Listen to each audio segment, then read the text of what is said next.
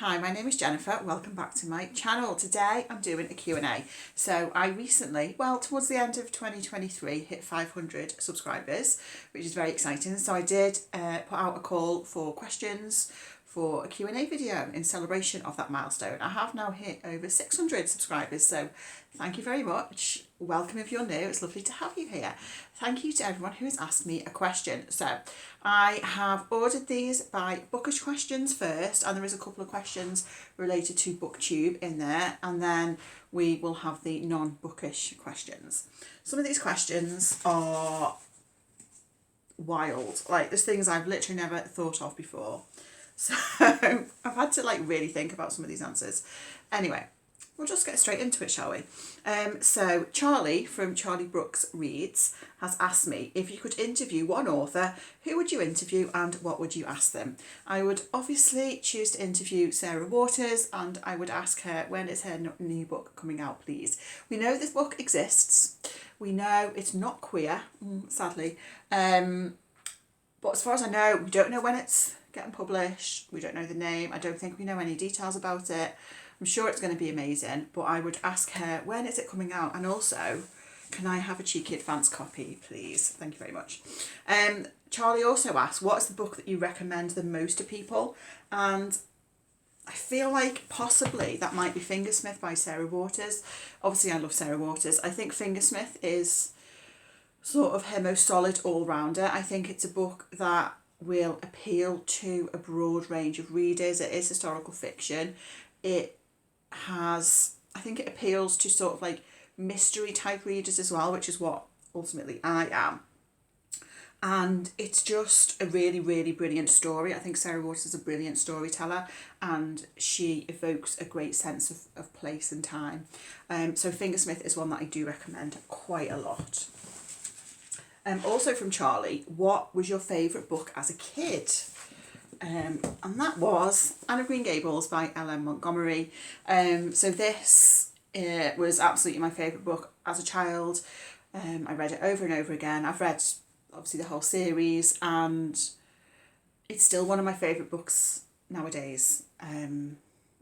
It brings me a lot of joy, a lot of comfort, and there's sort of a nostalgia attached to it as well, because it has been my favourite book for so long. I just love Anne of Green Gables. So,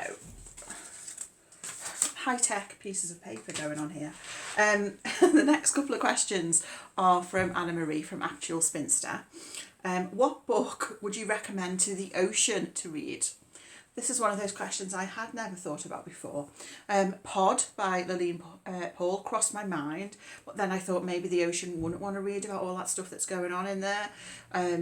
My favourite book featuring the ocean or the sea is probably Our Wives Under the Sea by Julia Armfield, which is just a wonderful, wonderful book. And so I feel like maybe I would recommend Our Wives Under the Sea to the ocean to read. Also from Anna Marie, what is your favourite book about art, fiction or non-fiction? So I couldn't really think of any non-fiction books that I've read about art, but I did think of a fiction book, which is one of my favourite books, which does feature art. It's The Picture of Dorian Gray by Oscar Wilde.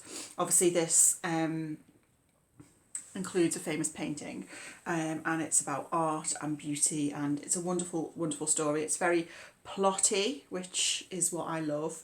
It's one of my favourite classics. It's a wonderful, wonderful book. So I think this is probably my favourite book about art that features art. Next question. Let's see. We have from Amelia at Amelia Barlow Books. What book would you like to see made into a film or TV series, and why? So my answer to this one is Girl, Woman, Other by Bernardine Evaristo. I think this would make a really great TV series. I know they are making Mr. Loverman into a TV series, aren't they? But I think Girl, Woman, Other would be a great series, because the book is from a variety of different perspectives. So you could have each episode of the TV series could be focusing on one of the different characters. So the characters do sort of pop up in each other's stories as we go along, and we see what links them. But I think it will make an excellent TV series. I reread this earlier this year. I listened to it on audio, and I remember thinking at the time that it would make a brilliant TV series. Tiffany from Towering TBR asks, what is the book you've reread the most? That would absolutely be Anne of Green Gables. It's a book that so I reread the series every so often, but I don't like reread it all in one go. So at this point in time, for example, I've finished the end of the series, so next time I have an inkling that I want to reread Anne, I will start with Anne of Green Gables, and then maybe it could be like 6 months later I'll pick up the second one, and so on and so forth, and work my way through the whole series again. So I sort of just do it in a loop right the way from start to finish, and it could take me a few years sort of to get to the end of the series each time, but yeah. Also from Tiffany, what's your favourite book in a genre you only rarely like? So one of the genres that I read very little of actually is fantasy, but there was a fantasy book that I read 2 or 3 years ago that I gave 5 stars. It was one of my favourite books of that year, and it was Lonely Castle in the Mirror by Mizuki Sugimura. This is a book I really want to reread. It was so wonderful. It's about a young girl. It's a Japanese book. It's about a young girl who sort of doesn't go to school for various reasons, and she just spends a lot of time at home in her bedroom, and one day her mirror starts to glow, and she goes through the mirror, ends up in this castle. She finds all these other children there, and as we go through we find out sort of what they're tasked with doing, why they've been brought to this castle. But it's just a wonderful book. I absolutely loved it, and as a non-fantasy reader, yeah, it was just brilliant. Okay, Jess from Stalking Kafka asks, do you read more than one book at a time? No, not really. So I tend to only read one book at a time. I guess partly because I have a terrible memory, so if I have several books going at once, I'm not going to remember. I'll have been sort of like lifted out of the story of the other book that I've put down, and then it's a struggle to go back into it. So I like to just focus on one book at a time. Apart from non-fiction, so I can have a non-fiction on the go as well as fiction.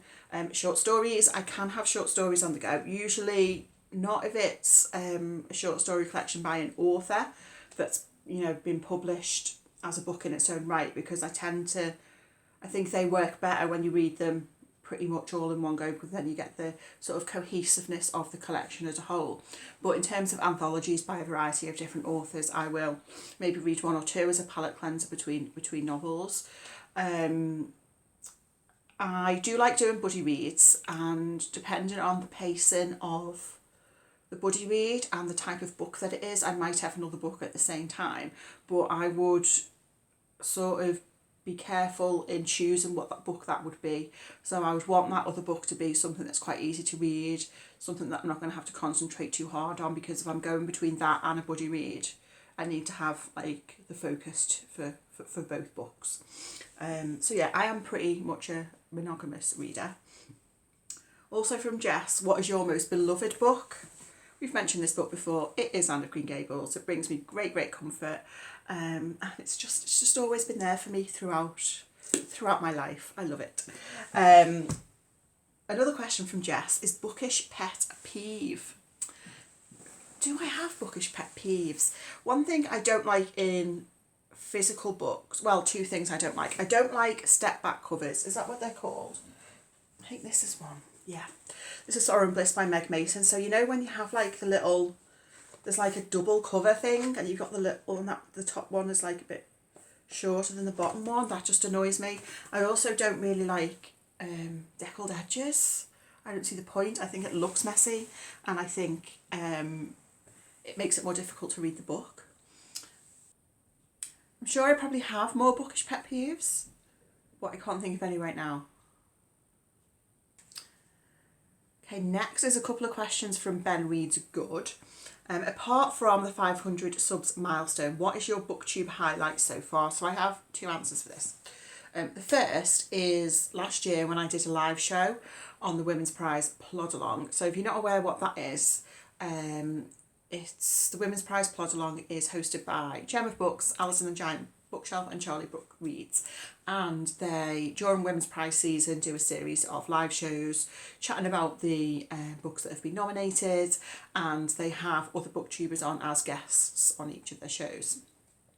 So I was a guest on one of the episodes last year and I had so much fun.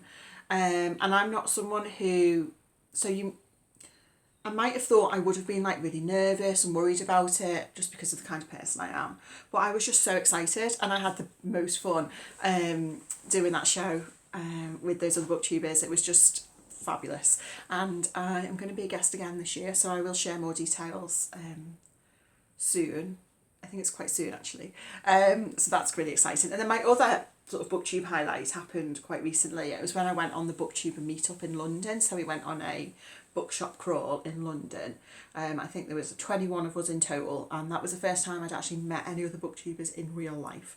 And it was very exciting and it was quite surreal and a bit of a pinch me moment because, like, you know, some of these booktubers I've watched hours upon hours upon hours of their content. And so to meet them in real life, it was like meeting celebrities. It was so exciting, but like people who I'd say I've developed friendships with through booktube, and I was able to meet them in person. And yeah, it was just quite surreal but wonderful, and it was such a great day. Everyone was so friendly, so lovely. So yeah, that's an absolute highlight. And Ben's other question is, which animal best represents your reading life and why? I think this was the most difficult question because something I had never thought of before. So anyway, the animal I've settled on is a kangaroo. The reason being, so I've always been a very voracious reader from being a child, and I would sort of I'd finish one book and immediately jump onto the next. I don't have any time between. When I finished a book, I want to pick up the next book and get started, okay? And also, I feel like a kangaroo would DNF a lot of books. I don't know why, but a kangaroo just gives me that impression. I feel like a kangaroo would be like, yeah, I don't like this, throw it away, jump onto the next book. So a kangaroo is my answer to that question. Next we have 4 questions from NY Leafy V. Did you have a bookshelf as a child? So yes, I did. We had lots of books at home growing up. We did use the library a lot, which is the next question.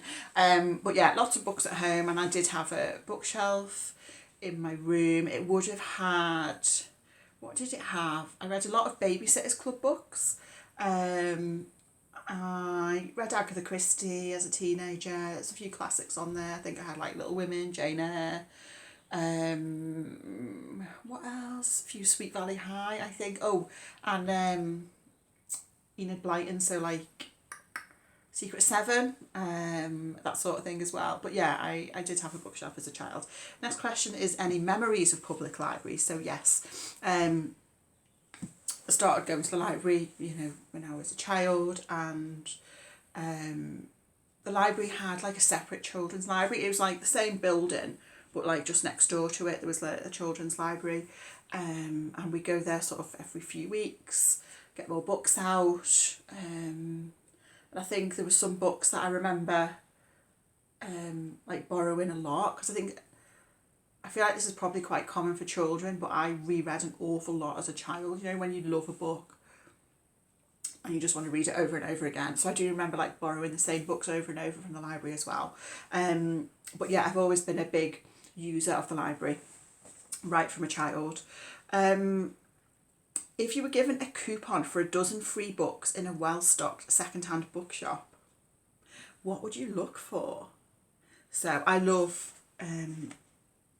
shopping in second-hand bookshops. It's my favourite way to buy books. And when I buy books, even when I buy them second-hand, generally I only buy books that I know I can't get from the library, unless it's a book I really, really love and want to own a copy of. Otherwise, if I can get it from the library, I will do that rather than buying it, even buying it second-hand. It just helps to keep the bookshelves under control. So what would I look for? So things I would look for would probably be like golden age crime fiction. So maybe by some of your obscure authors or titles that I can't necessarily get my hands on that easily. That's something I would look for. I would also look for like books in other languages. So like for example, I'm thinking in the past I've got some books that are in French. I've got an Agatha Christie that was translated into Spanish. So those sorts of things that you can't necessarily come across just that easily, just in a regular bookshop. You can find some sort of like unique treasures, I think, in second-hand shops sometimes. So those are the sorts of things I would look out for, stuff that I couldn't easily get anywhere else. And then the final question from NY Leafy V is, what book or books would you give it to as a gift to a complete stranger? So I feel like this is a really difficult question, because obviously if they're a complete stranger, what book would you give them as a gift? I have kind of an answer. I don't know if this is a bit of a cop-out, but this is a book that I acquired randomly. I mentioned it in my recent book haul actually, because it was wrapped up in work and left just for someone to find. And it was The Boy, the Mole and the Fox and the Horse by Charlie Mackesy, which is, I mean, you've probably heard of this. So it's got little diagrams and little sort of like little life affirming phrases and content and stuff, and it's a really, really lovely book. So I feel like this is quite a good all-rounder to give to a stranger because it's just so lovely. And otherwise, I mean, I don't know. Honestly, I'd probably recommend Fingersmith because I just recommend this to everyone. So next, Melinda at A Web of Stories has asked me a few questions. So have you ever reread a book from your childhood and realised that it did not age well? I don't really reread a lot of books from my childhood, obviously apart from Anne of Green Gables. So I can't think of any that I've picked up that haven't aged well, but I'm sure were I to pick up some books from my childhood, I'm sure they would not have aged well. So for example, I'm sure there's plenty of Enid Blyton books I would have read as a young child which would definitely not have aged well. As a library user, have you ever found anything strange or interesting tucked in the pages of a library book? Nothing too weird, to be honest. One thing I do find quite interesting is sometimes people would leave you know, the receipt you can get from the library, and it will tell you what books you've got out, because it's interesting to see if someone's had out this book that you've got and it shows that on the receipt, to see what other books they've had out and see like if it's anything I'd be interested in. One thing that it wasn't something someone had sort of physically left in a book, but they'd written in this library book, right? So this really annoyed me. So I can't remember what book it was. It was a few years ago. So the person had not only, I think there was maybe like a couple of typos and they'd like corrected the typos. Fine. But not only that, they'd actually like, it was like they were editing the book. So there's a few word choices that the author had made, which were fine word choices. And the person had just like crossed it out and wrote a different word. Like they just thought that word was better in that sentence. It wasn't a correction, it was editing. That was bizarre. I thought that was too much. Also from Melinda, what makes a scarier book? Ghosts or slashers, serial killers? I always think real life stuff is scarier. So stuff like serial killers.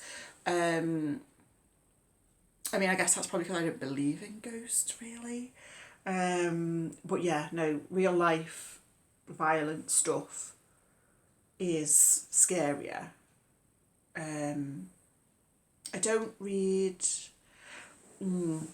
It depends. You see, probably I prefer reading sort of like creepy stuff, gothic stuff, atmospheric stuff, over like proper like serial killer slasher stuff. I don't like just violence for violence sake. I can't watch horror films, full stop, really. Because I'm such a big scaredy cat and I basically just spend the entire film like this. So what's happening? Yeah, but I don't like jumpy stuff. But I don't like violence and like gore and stuff like that. So yeah, I'd go for a ghost story. As being what I would prefer to read because it's least scary. And then finally, from Melinda here, what is the prettiest book that you own? So the prettiest book I own is, I think, this edition of Anne of Green Gables. So I picked this up, I think, a few months ago, second hand. It cost me £2. It's a lovely hardback edition, and it has pictures as well. And like now I can't find any of them. Here we go. This one. See, little picture. And it's a really, really like beautiful edition. So I think this is like my most nicest physical book that I own. Okay, BookTube with Amy asks, what's been the most fascinating learning you've taken away from your time on BookTube? So I think there's a couple of things. I think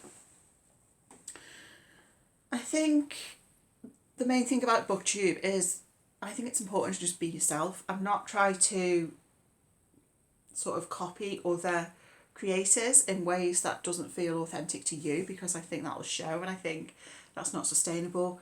I am a pretty laid back booktuber, as you can probably tell if you've been here for any length of time. The content I create is really just me talking about the books I read and hauls and stuff like that.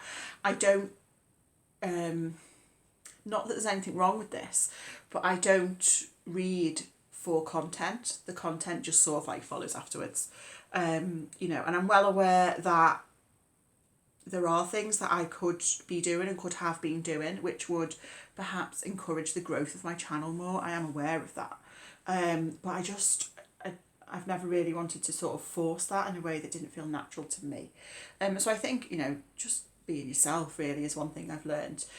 But in terms of most fascinating things, I think it's how BookTube has caused me to reflect on my reading more and myself as a reader. So in terms of reflecting on my reading more, as I've said, I am someone who will just, you know, I'll read a book, finish it, pick up the next book, and on and on. And I do forget a lot of what I read. I still do forget a lot of what I read nowadays, but I think I now engage with what I'm reading a bit more because I know I'm going to want to speak about it to some extent on the channel. So I do reflect more on what I'm reading. And I think being on BookTube as well has taught me more about myself as a reader, my reading tastes and stuff. And so, for example, a prime example would be DNFing. I am a prolific DNFer, but I never quite realised sort of how unusual that is, or like the extent to which I DNF is like pretty high compared to what I hear from most of the booktubers at least. So that's interesting, and sort of reflecting on how I honestly believe DNFing enhances my reading immensely. Like it really does. So yeah, sort of understanding more about myself as a reader, I think that's come from having the BookTube channel. Okay, next we have 4 questions from Zoe Marn, 4749. Do you come from a bookish family, and or is your partner bookish? So as I've said, we always had books growing up. I was encouraged to read from a very early age, and I probably didn't need much encouragement because I just went with it. Any 5-10 minutes spare I had to read, I had my head in a book. So books were always sort of around in the house. My dad is a big reader. He reads a lot of Golden Age crime fiction, so that's where our tastes overlap and we sort of recommend each other books and stuff and lend each other books. My girlfriend is probably not as big a reader as me, and she tends to read more non-fiction, sort of around, she likes stuff around like music and film and different things really. Do you have a favourite place to read? I mean, probably on the couch or my armchair. It's not my armchair. The one I used to film the videos in our old house. With like a blanket and the cat next to me. That's probably my favourite place. I do like reading in bed as well, but that can depend, because I like reading physical books, so it depends what I'm reading. Because if it's like a big hardback, that can be more difficult reading in bed. But yeah, on the couch, on the armchair, that's an ideal place to read. Do you believe that books do furnish a home? This is an interesting question. So partly, I like being surrounded by books. I like having books in the house. Just looking at books like makes me happy. Like the other day, I can't remember why. I just felt a bit sad, and so I did have to pick up a book from the library. But what I normally do is I just pick up the book from the library, and go. I don't tend to browse the library shelves that much, but I had a little browse because I just felt a bit sad, and looking at books makes me feel better. So yeah, I do like having books around me in the house.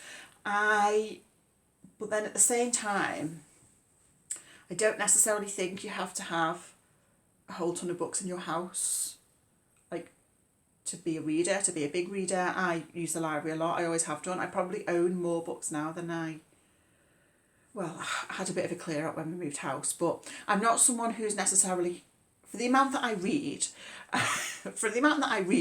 I haven't tended to have that many books in wherever I've lived, because I use the library so much.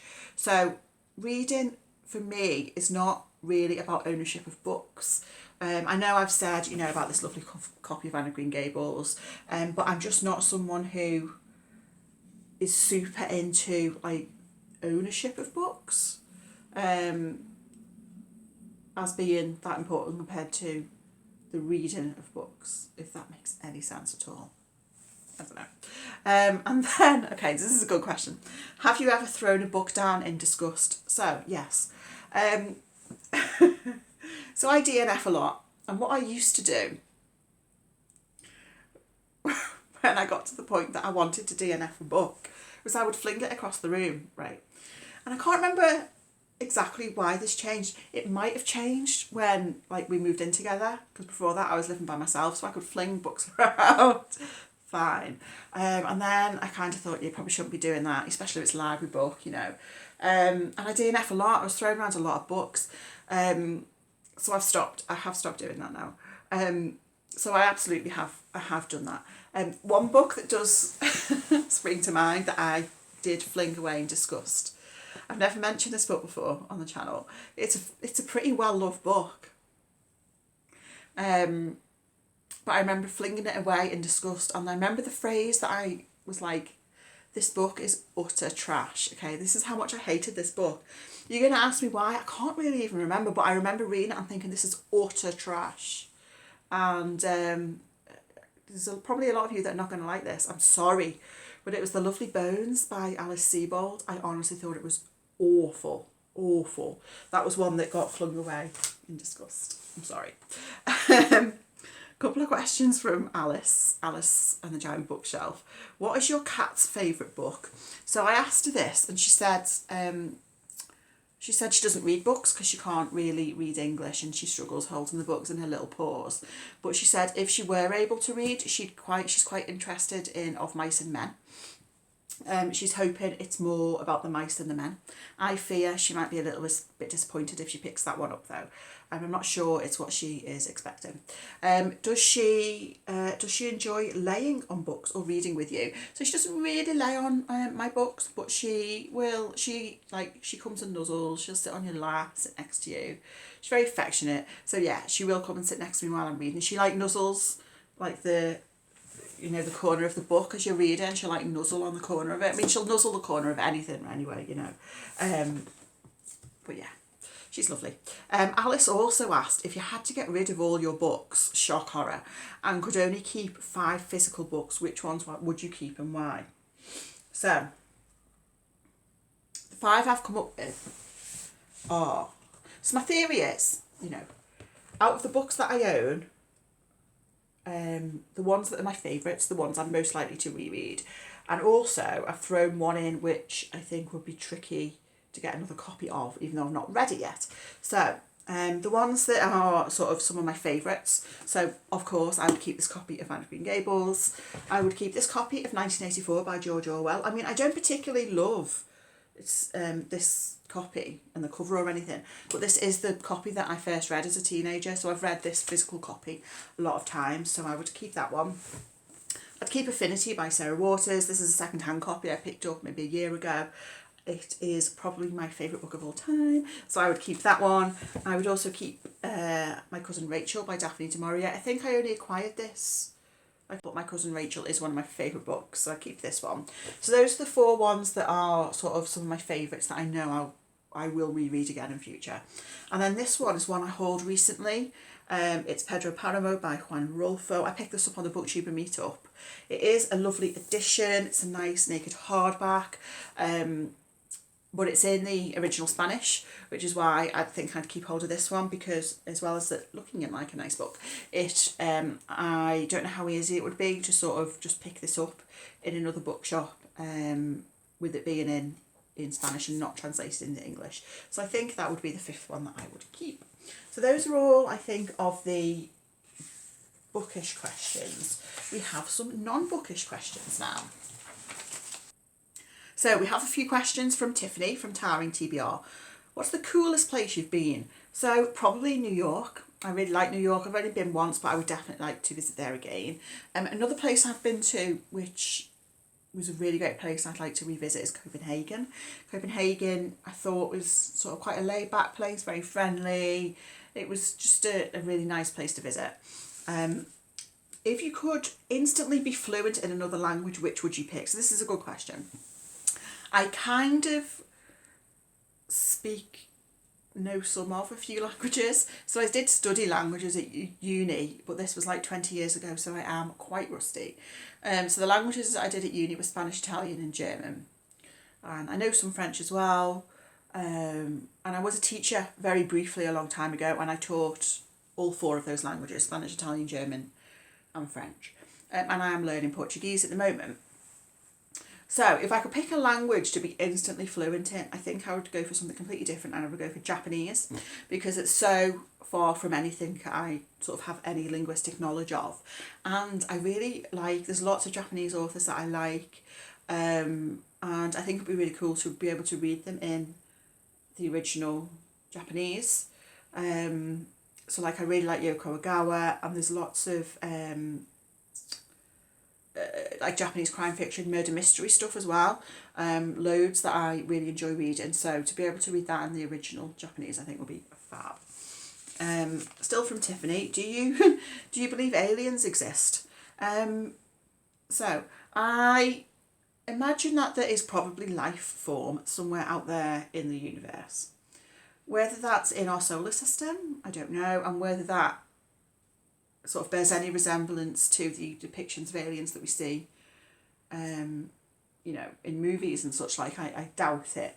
I imagine there probably is life form out there somewhere. I don't believe in that we've had alien abductions or anything like that. But who knows?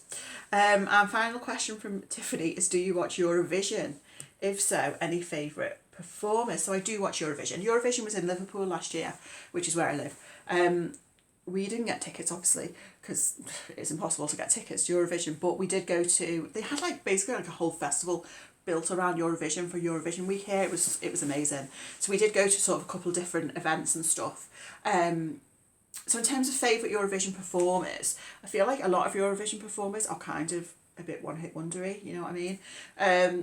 I think the best performer who's ever done Eurovision, it has to be ABBA, right? But one of my favourite Eurovision songs, and it's from before my time, is Boom Bang Bang by Lulu, which won in 1969. And I had to look this up just before to make sure that it had won. I thought it had. But it won. But not only did it win, there were 3 other winners. So there was 4 joint winners. I mean, we talk about Book of 2019 not being able to make their mind up. Eurovision 1969 really couldn't make their mind up, could they? Okay, a question from Anna Marie from Actual Spinster. This is a good question. If your life was a colour, what colour would it be? I kind of feel like maybe it has been red for a long time, but I feel like it's turning more blue, which I think is positive progression. So maybe it's some sort of purplish shade at the moment. Amelia from Amelia Barlow Books asks, what are your favourite things to do in Liverpool? Or if that's too specific, what's your dream day out? And Sue's Book Banter asks, what does your perfect day look like? So what are my favourite things to do in Liverpool? I really like going to the Cat Cafe in Liverpool. where they have these cats that live there. They are really well looked after. After so often they will like rehome them and adopt them out. They have areas there that they're able to go to. Like if they don't want to be around people, they can literally go into their own little area. But it's a really lovely place. We really like going to the cat cafe. I think the World Museum is really good as well in Liverpool. So you've got near where St George's Hall is, you've got the World Museum, you've got the Walker Art Gallery, and you've got the big public library. So it's like all your culture in one spot. And I also like the Albert Dock as well for a little wander around the Tate. The Tate galleries at the Albert Dock, although it's temporarily moved to another museum because they're doing like refurb on it at the moment. But I like having a little wander around the Albert Dock. There's loads of like food places to go. There's a bakery that we went to for the first time not long ago called, I think it's called Rough Handmade Bakery.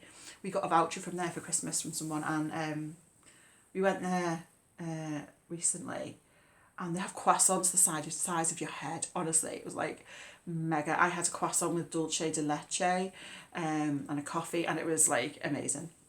So those are some of my favourite things to do in Liverpool. In terms of like my ideal day, I think anything that involves pampering and food is a good day. So like we've been to spa days like a few times. The one time we went to a spa day at a place called 30 James Street in Liverpool, which I think is where the Titanic like HQ was. What's it called? The White Star Liner building. The HQ was in that building. Anyway, so it's a hotel and a restaurant now, and a spa. So we had like a spa day there, and then we had afternoon tea there afterwards, and that was really lovely. But one of my other favourite things to do, unsurprisingly, is second-hand book shopping. So shopping in second-hand bookshops and charity shops, because I just find it like a lot more fun than shopping in like normal bookshops. I like shopping in normal bookshops, of course I do, but where's the challenge? You know what I mean? Like you want to buy a book, you go to Waterstones, you buy it, job done. Like fine, but you know, that was easy, wasn't it? Whereas, you know, there's just, I love the serendipitous nature of second-hand book shopping. You don't know what you're going to find. You know, you might find something you never heard of. It might be a book you've really wanted to read and you see a copy there. I just, I love second-hand book shopping. We have another question from Charlie Book Reads, which is, who was your favourite cast member of Traitors UK season 1 or 2? Could be a traitor or a faithful. So me and Charlie love the Traitors, and we often chat about the Traitors when it's on TV. So I'm not going to give any spoilers. I'm not going to tell you if the person I'm going to choose was a traitor or a faithful. But I think probably one of my favourites has to be Diane from season 2, because she's iconic. There was just so many iconic Diane moments. Brilliant. Love the Traitors. We have a number of questions from Melinda at a Web of Stories. So when you talked about Rouge, you said skincare was important to you. What is your must-have product? So Rouge by Mona Awad is a sort of a horror weird book that I read last year. I think it was the weirdest book I read last year, and I loved it. I do want to reread that actually. But yeah, it's sort of it's partly looking at the beauty industry, in particular sort of skincare, and it's a weird time. But I do love skincare. I do love skincare a lot. Probably my favourite type of product is oils. So both in terms of cleansing oils, for the sort of the hydration that it gives you, so they can cleanse really well but give you really good hydration, and they don't leave your skin oily. The one I'm using at the moment is by Simple, which is a readily available brand. Didn't cost very much. It's excellent. Like, I don't think you need to spend a lot on skincare as long as you know what products work for you and you get into a routine. So yeah, cleansing oil, and also I like oils that you can leave on your skin under moisturiser as well. Hydration, I think, is what my skin really needs, partly because obviously it's like, you know, in the colder months, but also I'm getting older, as we all are, and so my skin sort of needs more hydration. And another ingredient I really, really like is hyaluronic acid. Hyaluronic acid can hold up to 1,000 times its own weight in water, so it is excellent for hydration. I always look out for that in any that ingredient in any products. Melinda also asks, what are your favourite pizza toppings? So I'm vegetarian, so basically anything veggie is pretty much all right by me. I really like pizza. I feel like, you know, like if you could only eat, if you had to only eat one food for the rest of your life, I wouldn't be sad if that was pizza. But yeah, what are my favourite toppings? I like olives, mushrooms, onions. Those are probably some of my favourite. But just like bung all the veg on there, really. I like, I haven't had it for years. What's it called? Fiorentina, which has an egg on it and like spinach. That's really nice as well. And obviously like cheese. Goat cheese I like, mozzarella, any cheese. Yeah, cheese me up. Let's say you have won an all expenses paid holiday to a destination of your choosing. Where would you go? So I'd probably go to Iceland, I think. I don't like going to hot places on holiday. I mean, I don't go on holiday very often. I don't go abroad very often. And I don't like going to hot places. So, you know, Iceland, and it's meant to be really lovely, isn't it? But also quite expensive. So I'm going on an all expenses paid holiday. I want to use that wisely and go somewhere that is quite expensive. So I feel like Iceland would be a good choice for that. How do you take your hot beverage of choice? And this is similar to a question asked from Tiffany from Tiring TBR, is which do you like more, tea or coffee? So I tend to drink tea more than coffee. I tend to have decaf, whether that's tea or coffee, with some milk, no sugar. Coffee wise, I like a latte. I like my lattes to be very milky, and obviously lattes are milky anyway, hence the name. But I like the lattes I like is like hot milk with just like a hint of coffee. That's what I like. And I also like hot chocolate, but proper hot chocolate. None of this like powdered shit. Proper hot chocolate is what I like. Still from Melinda, for some undefined reason, you are not allowed to read anything for 1 week. I mean, the horror. How do you fill your free time? So I'm imagining, am I not allowed to watch BookTube? Because, I mean, that is what I would do in my free time. But I'm assuming I'm not allowed to watch BookTube, right? I actually don't know what I'd do. I'd probably like watch TV.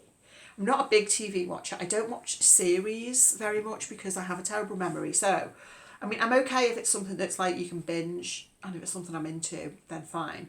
But if it's a series, like one episode a week, I can't do it because I would completely forget what happened in the last episode.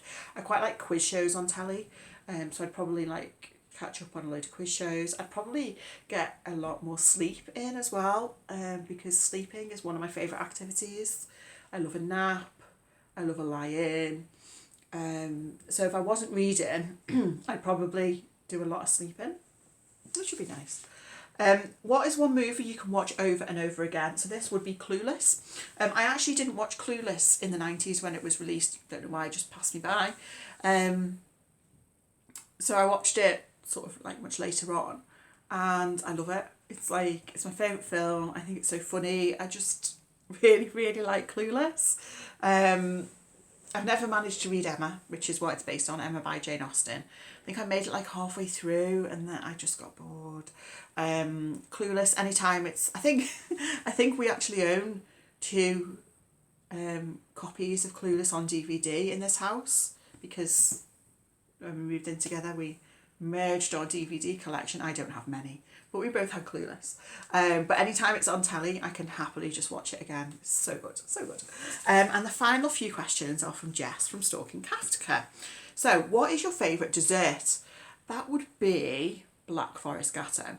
You don't see it around very often nowadays. It's quite old school, isn't it? But chocolate and cherry and cream is a winning combination for me. I also really like cheesecake. So something like a blueberry cheesecake. I like any dessert really. Like, there's not a lot of dessert that I don't like.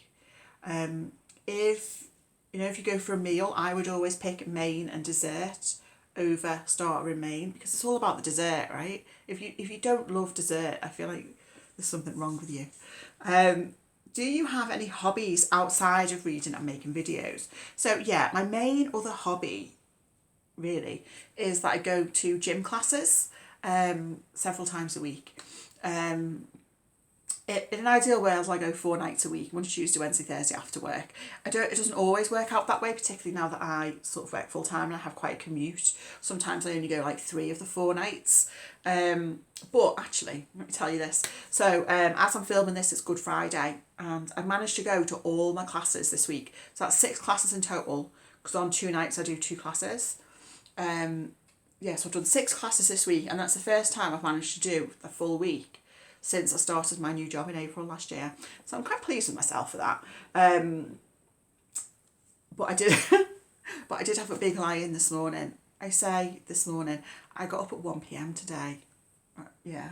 But anyway, gym classes, yeah. So I joined this gym like 10 years ago. I joined because I had a period of being quite unwell. I have depression, and yeah, I was really quite poorly for a time 10 years ago. And one of the changes I made was I joined the gym, and it really helps to regulate my mood, and it just brings me a lot of joy. So I do 2 different types of classes. I do Tai Chi, which I love. I find it very calming. I think some people can look at Tai Chi as an outsider and think it looks easy. It's not easy at all.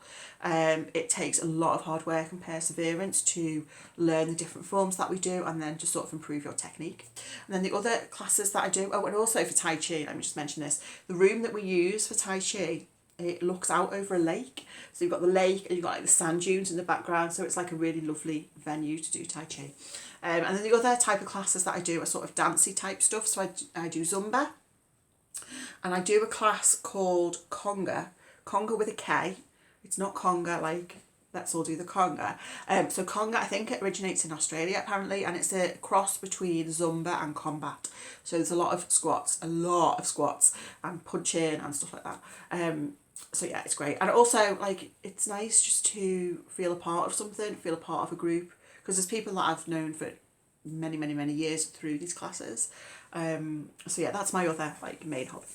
And the final question, and this is from Jess. Pets tell all. So we have one cat. She is called Lasante. She is adorable. So we got her about 5 years ago after we moved in together. And at the time we got her, she was about 3. We got her from the cat shelter. She's a little tabby cat. She's adorable. She's so like mild mannered. She's never scratched us. She's very affectionate. And she's such a sweet little girl. So her backstory, she's got quite a backstory. So we believe she was feral originally, or certainly at some point. She's got a tip deer. And then she managed to sort of wrangle her way into the local prison and worked there as a mouser. So I didn't know this was a thing, but apparently at the cat shelter, they told us, every so often they'll give some of their cats to the prison to work there as mousers, and they get fed and cared for and so on. But Sante didn't go from the shelter to the prison. She just like worked her way into the prison. She's a clever girl. She must have known that she would get fed. So she worked her way into the prison. I don't think she was there for too long because she was just too friendly. She was just too friendly for prison life. And so the prison took her to the cat shelter. Like, she's too friendly to be in prison. So yeah, she went to the shelter. She hadn't been in there that long when we adopted her. The day we adopted her, we went to the shelter with the intention of not getting a cat then. Like, and my girlfriend was like, so just remember, we're not getting a cat now. We're just going like to find out the deal, just to see, you know, what the situation is, you know. It's like, okay, we're not getting a cat now. And we didn't get her that day, but we chose her that day. And then we had to go back a couple of days later because they do like the paperwork and all that stuff. But yeah, we did. I remember we were walking past the cages, I guess, where they're kept. And I was like, oh, how about this little one? And she came up to the cage. So we went in, and then she ate her food while we were there. And then she did a poo while we were there. And the person who worked there were like, oh, that means she's comfortable with you. I mean, they probably say that to everyone, you know. But yeah, she was a little cutie. So yeah, we were like, yeah, we'll have her. So yeah, we went back a few days and got her. She's adorable. And her name, by the way, the cat shelter named her. And so when any of the cats that work in the prisons, for whatever reason, can no longer work in the prison, the prison will take them to the cat shelter. And those cats, the shelter tends to name after famous prisons. And in Paris, there is a prison called La Santé. So that's why they named it La Santé. We don't Frenchify it, we just say La Santé. And we've just kept the name. She has no idea what her name is, to be fair. And it's probably partly my fault because I call her a lot of different names. I do call her a lot of different names. But yeah, she's adorable. She makes me so happy. She's honestly enhanced my life so much. She's the first pet I've had. And I just love her. So yeah, so those are all the questions. Thank you so much to anyone who's asked a question. This was a lot of fun. Thank you to anyone who, who subscribed, who watches my videos. Yeah, I'm so grateful for you all because I have the best time doing this. So thank you so much for watching. I hope that you're well, and I'll speak to you again very soon. Bye. Future Jennifer here to say that I forgot a question, and that question was from BookTube with Amy. What's the worst book you've read for a video or based on a recommendation? So obviously I get loads of great recommendations from BookTube. So I had a look on all the books I give them 1 star on Storygraph. Now I don't give out a lot of 1 stars because I DNF a lot. But there are 2 books that I did give 1 star, where for both of them I picked them up because I'd heard so many good things about them on BookTube. And I think the reason I didn't DNF either of them is because I kept expecting to get to the point where I would understand why so many other people loved the book so much. And that just didn't happen. I got to the end of the book. In both these cases, I was a bit like, what's the hype about? And those 2 books were The Base Rock by Evie Wilde and Luster by Raven Leilani. And I think, if I remember rightly, both of those books are fairly low on plot, which I suspect may have been part of the reason why they just weren't for me. But I did not like either of those books. So I believe we are now actually at the end of the questions. If you've made it this far, drop me a cat emoji in the comments. Thank you so much for watching. I hope that you're well, and I'll speak to you again very soon. Bye.